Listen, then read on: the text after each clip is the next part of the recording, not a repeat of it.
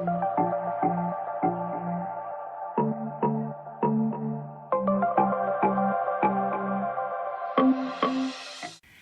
friends, Nick of Nicktastic Art. Thank you so much for stopping by the channel this evening.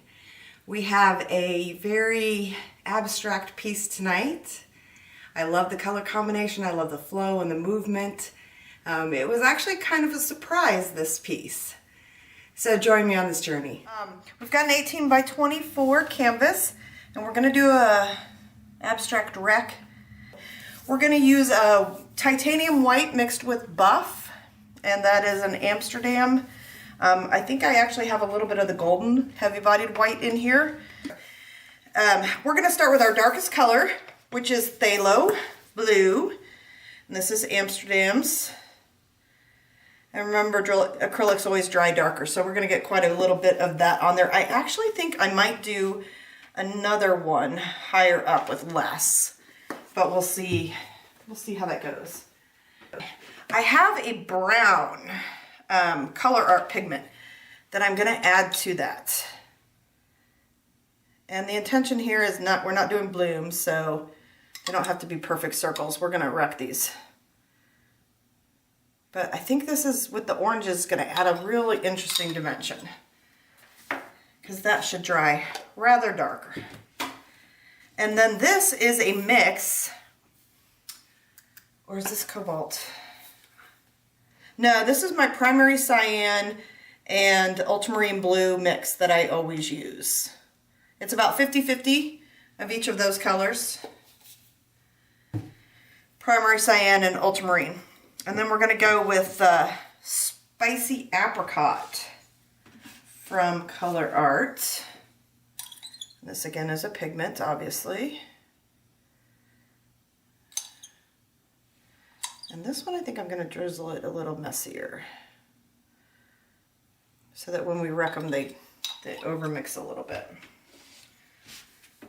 And then we've got another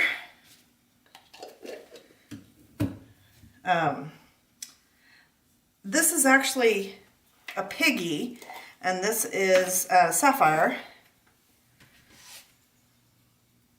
And we're going to do the same thing, which is get this kind of on here. And I wonder if I should do the same thing where I drizzle with this one. I think we're going to.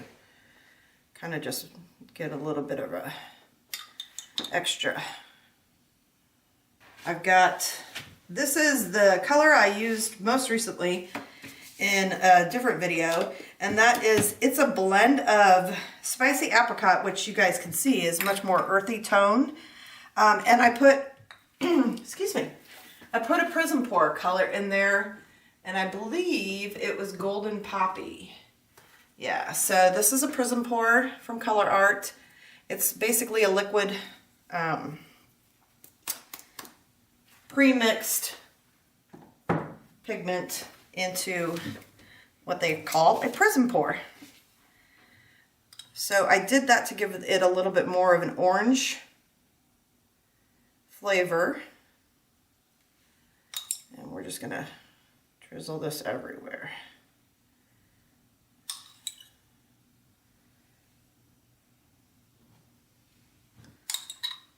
And I'm gonna also pile that one. And it looks like this. So I hadn't really decided whether this piece was gonna be a vertical piece or a horizontal piece, but we're gonna find out after we do this. So I'm just gonna flip.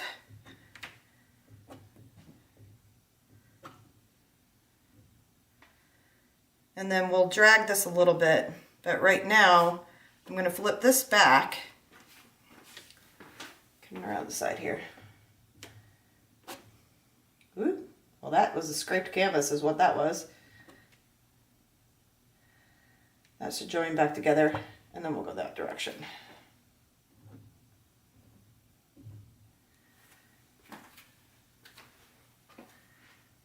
There is the start of something here. I've got this one right here, and you can see there's more space.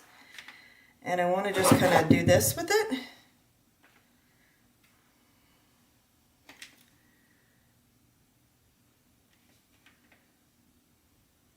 And I think we're going to shift this now before I touch the other one. No, maybe we should do the other one first.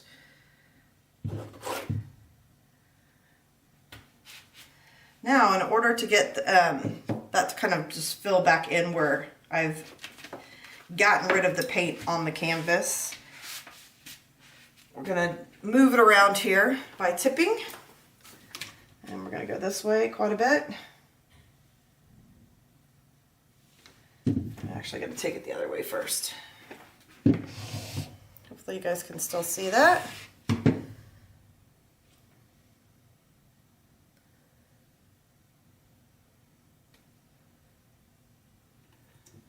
Okay, having a thought process here. I think I'm going to manually move some of this paint back. And there is a reason for that, is because I'd like them to blend together a little more. And this, I think I'm actually going to add paint because I'd like to have darker striation lines.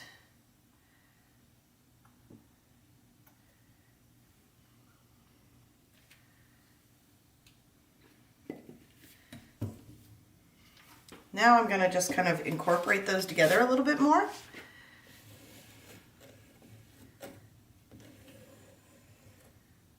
So that they don't look so separated.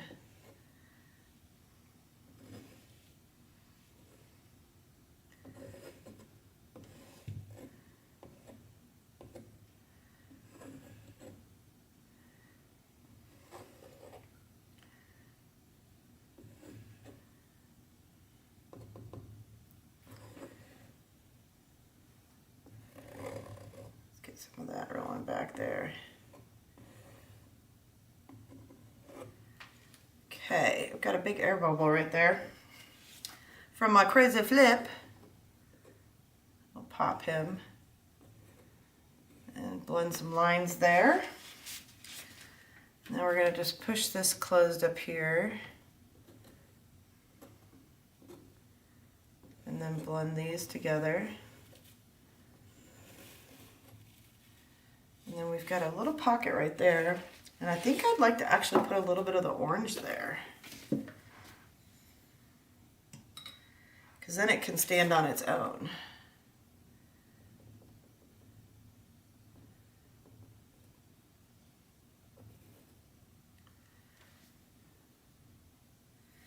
Okay, I like what I'm seeing here.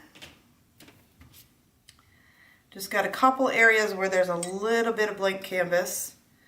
And I'm going to do the same thing where I'm going to draw this in here to give it a little bit of a balance.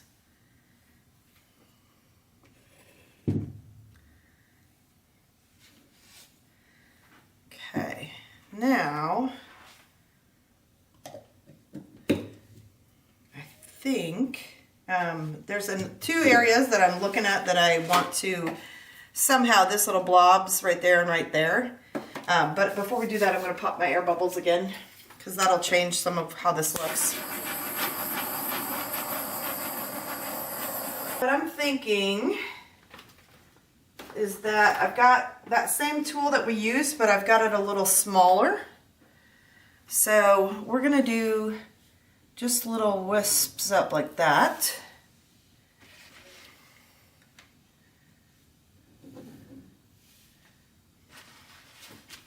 That paint should roll back, so should work for us.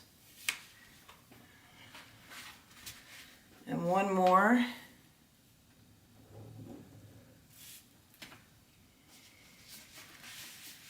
I like that. And I am aware my table's slightly off. Found that out when I put my casters on, so that's why it's moving on its own. We're just going to give it a little bit of love.